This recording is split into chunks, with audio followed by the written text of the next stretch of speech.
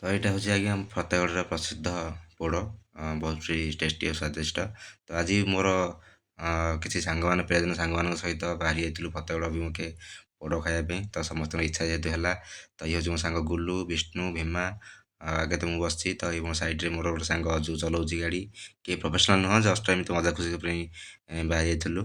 ତ ଫତେଗଡ଼ ହେଉଛି ଆଜ୍ଞା ସେଇ ଜାଗା ଯେଉଁଠିକି ଆପଣମାନେ ଜାଣିଛନ୍ତି ଦ୍ୱିତୀୟ ଅଯୋଧ୍ୟା ବର୍ତ୍ତମାନ ସେ ଓଡ଼ିଶାରେ ବର୍ତ୍ତମାନ ନାମିତ। ତ ସେଠି ମଧ୍ୟ ପୋଡ଼ରେ ବର୍ତ୍ତମାନ ବି ଫେମସ୍, ବର୍ତ୍ତମାନ ନୁହଁ ବହୁତ ଆଗରୁ ଅଛି। ତ ବର୍ତ୍ତମାନ ଆସି ଆମେ ଛକରେ ପହଞ୍ଚି ଯାଇଥିଲୁ। ଏଇଟା ହେଉଛି ସେଇ ପୋଡ଼ ଦୋକାନ, ଦେଖନ୍ତୁ କେତେ ସୁନ୍ଦର ଭାବରେ ସବୁ ସଜା ହେଇକି ଅଛି। ଦେଖିଲେ ତ ନିହାତି ପାଟିରୁ ଲାଳ ବହୁଥିବ ଆପଣମାନଙ୍କର। ତ ଏଇଟା ହେଉଛି ଜୟ ଶ୍ରୀରାମ ଦୋକାନ, ଯେଉଁଟାକି ଛକର ବାଁ ପଟେ ଅଛି, ମାନେ ଆପଣ ଯଦି ଭୁବନେଶ୍ୱର ଆଡ଼େ ମୁହଁ କରି ଛିଡ଼ା ହେବେ। ତ ବର୍ତ୍ତମାନ ଆମେ ଦୋକାନୀ ଭାଇଙ୍କି କହିକି 1.5 କେଜି ପୋଡ଼ ନେଇ ଆସିଥିଲୁ ଏବଂ କିଛି ଗୋଲାପଜାମୁନ ବି ନେଇ ଆସିଥିଲୁ। ତ ଯେହେତୁ ବହୁତ ଦିନ ପରେ ଆଜି ଟିକେ ଖାଇବାକୁ ଇଚ୍ଛା ହେଇଥିଲା, ତ ଦେଖିପାରୁଥିବେ ପୋଡ଼ଟି କେତେ ସୁନ୍ଦର ଦେଖାଯାଉଛି। ବର୍ତ୍ତମାନ ପୁରା ପାଚିକି ଅଛି। ଏଇ ଜିନିଷଟା ହିଁ ମୋତେ ଖାଇବାକୁ ବହୁତ ଭଲ ଲାଗେ। ତ ଯେହେତୁ ଖାଲି ମିଠା ଗୁଡ଼ା ଏତେ ବହୁତ ଖାଇ ହେବନି, ତ ଆମେ କିଛି ବରା ଆଳୁଚପ ଆଉ କିଛି ପିଆଜି ବୋଧେ ନେଇ ଆସିଥିଲୁ।